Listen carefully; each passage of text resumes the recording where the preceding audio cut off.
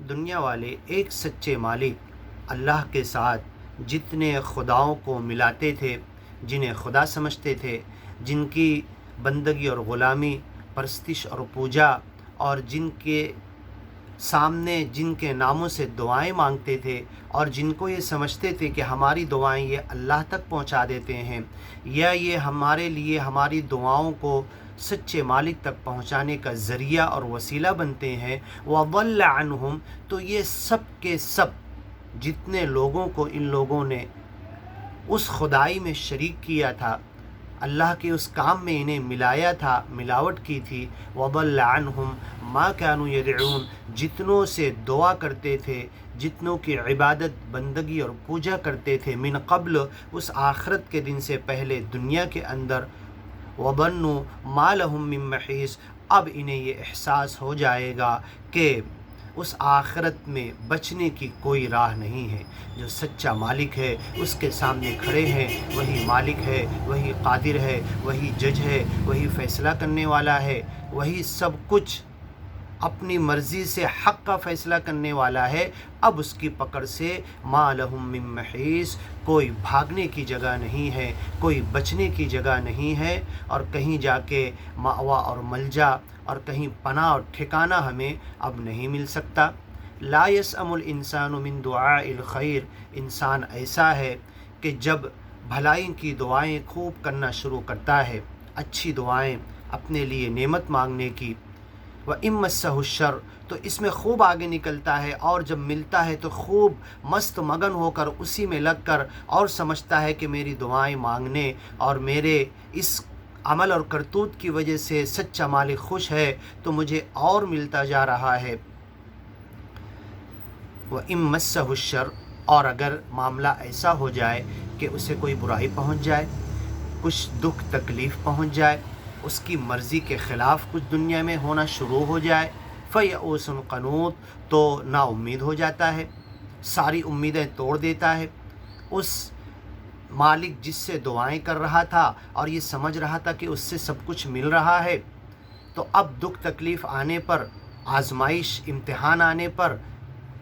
جب اس کے ساتھ دکھ تکلیف ختم نہیں ہوتی تو مایوس بھی ہو جاتا ہے، نا امید بھی ہو جاتا ہے، اور پھر جس اللہ کی طرف، جس سچے مالک کی طرف نعمتیں ملنے کا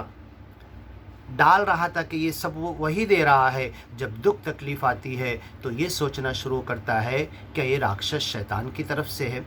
کہ اللہ دیا کہ نہیں دیا، اللہ کی طرف سے، سچے مالک کی طرف سے یہ دکھ ہے، تکلیف ہے کہ نہیں۔ یہاں پر اس کا عقیدہ ہل جاتا ہے، تو جو دکھ آیا، جو تکلیف آئی، جو سکھ اور اچھے حالات آئے، اور جو دعائیں اس نے دنیا میں دھن دولت اور تن من کے سکھی ہونے کی اس نے کیا، سب اسے ملتا چلا گیا۔ تو جس سچے مالک نے اسے سکھی کیا تھا امتحان لینے کے لیے، اسی مالک نے اس کا امتحان لینے کے لیے دکھ تکلیف میں مبتلا کیا کہ اب سچے مالک کی طرف مڑتا ہے کہ نہیں۔ دکھ تکلیف ہٹانے کے لیے سچے مالک کو دکھ دینے والا مانتا ہے کہ نہیں، نفع دینے والا، نقصان دینے والا اسی کو مانتا، ایک اکیلے رب کو مانتا ہے کہ نہیں۔ یہ امتحان کے طور پر جب سچا مالک اس کے اوپر مصیبت ڈالتا ہے، یہ دیکھنا چاہتا ہے۔ وَلَئِنْ أَذَقْنَاهُ رَحْمَةً، پھر جب اسے ہم اپنی رحمت میں لپیٹ لیتے ہیں، چکھتا ہے ہماری طرف سے نعمت اور رحمت، من بعد ضراء، دکھ اور تکلیف کے بعد، مست ہو، جو اس کو بری طریقے سے آ کر پکڑی تھی، لَيَقُولَنَّ، تو وہ کہنے لگتا ہے، هَذَا لِي، میں تو اس کا حقدار ہوں، یہ جو تکلیف مجھ سے ہٹ گئی، جو فارغ البالی اور جو سب کچھ اچھے حالات آ گئے، تو اسی کا حقدار میں تو تھا، مجھے ملنا ہی چاہیے تھا۔ وَمَا أَظُنُّ السَّاعَةَ قَائِمَةً، اور پھر یہ کہنے لگتا ہے، اب مجھے گمان نہیں کہ کبھی قیامت بھی آنے والی ہے، کبھی میں مرنے والا بھی ہوں۔ لعلکم تخلدون، بس ایسے ہی ناز و نعم میں، ایسی دنیا کی نعمتوں میں میں جیتا چلا جاؤں گا۔ وَلَئِن رُجِعْتُ إِلَىٰ رَبِّي،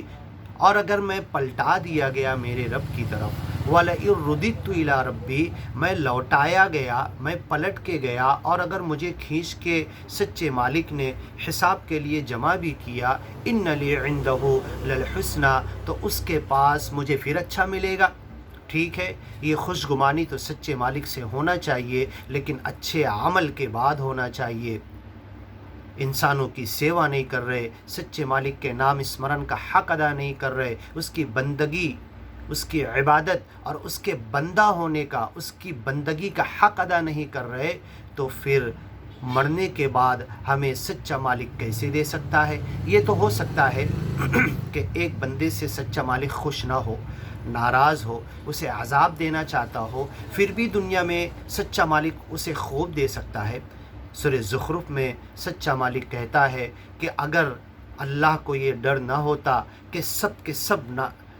انکار کرنے والے ہو جائیں گے، شرک اور کفر کرنے والے ہو جائیں گے، لَجَعَلْنَا لِمَنْ يَكْفُرُ بِالرَّحْمَنِ لِبُيُوتِهِمْ سُقُفًا مِنْ فِضَّةٍ، تو جو سچے مالک کا انکار کرنے والے ہیں ان کے گھروں کی چھتیں ہم چاندی کی بنا دیں، سقفا من فضہ ومعارج علیہا یظہرون، اور اس چاندی کی چھت پر